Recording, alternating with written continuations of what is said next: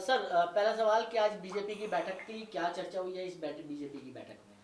ये भारतीय जनता पार्टी की संगठनात्मक बैठक है और इसमें हमारे जो पूरे देश भर में जो प्रशिक्षण के कार्यक्रम चले हैं और बड़े स्तर पर हमारे बूथ का, हमारे मंडल का, हमारे शक्ति केंद्र का और जिले का और प्रदेश का, इस प्रकार से ये पूरे देश भर में प्रशिक्षण होने हैं। और आज से हरियाणा प्रदेश के भी 72 मंडलों के प्रशिक्षण के कार्यक्रम शुरू हुए हैं और वो 24 घंटे के प्रशिक्षण रहेंगे।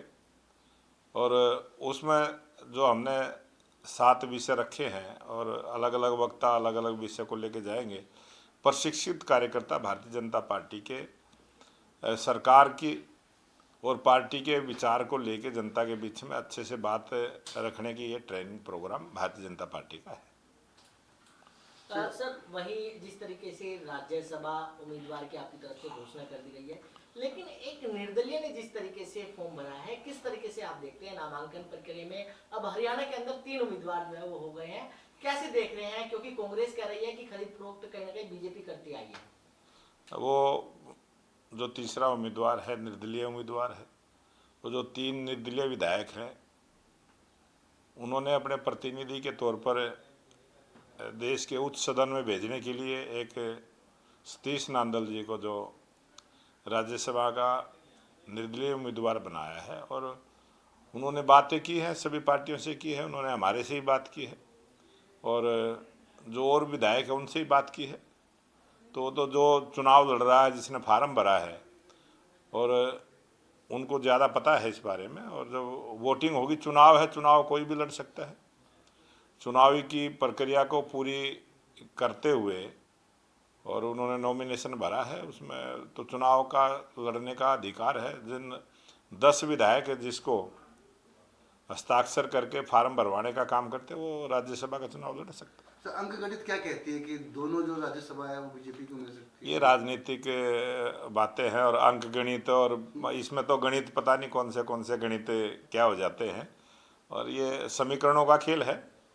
सर, आप किस प्रकार का समीकरण बनेगा वो 16 तारीख को पता चलेगा। सर, आप प्रदेश अध्यक्ष हैं, क्या जो 17 और आपके विधायक बचते हैं 31 के अलावा, क्या आप लोग निर्दलीय का समर्थन करते हुए दिखाई देंगे?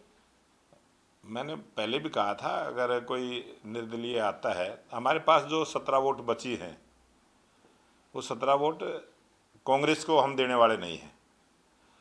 कांग्रेस से हमारी सीधी लड़ाई है और कांग्रेस को हराने के लिए अगर कोई निर्दलीय आया है तो ये तो एक स्वाभाविक सी बात है कि हम अपनी वोट को निर्दलीय को ही देने वाले हैं, कोई हम दूसरे कांग्रेस को देने वाले नहीं हैं। एक सर, रैपर है बादशाह, उसको लेकर जिस तरीके से उसने हरियाणा की जिंद रोडवेज पे लड़कियां डांस कर रही हैं और एक रैपर गाना गाया है जिसमें आपत्तिजनक भाषा का इस्तेमाल किया गया है लड़कियों के लिए। वो कैसे देख रहे हैं आप? हरियाणा पुलिस ने लुकआउट नोटिस जारी कर दिया है। ये वो गाना मैंने भी देखा है, मैंने भी सुना है, वो वीडियो भी देखी है और उसमें हरियाणा की बस को जिस प्रकार से और हरियाणा की बस के साथ साथ जो हमारा स्कूल की ड्रेस में जो लड़कियों को दिखाया गया और जिस प्रकार के उसने शब्दों का प्रयोग किया है, मैं ये मानता हूँ ये बेहुदापन है, खुला बेहुदापन है और ये मर्यादाओं को भंग करने वाला है। और जो हरियाणा सरकार ने जो फैसला लिया है मैं उसका भी स्वागत करता हूँ।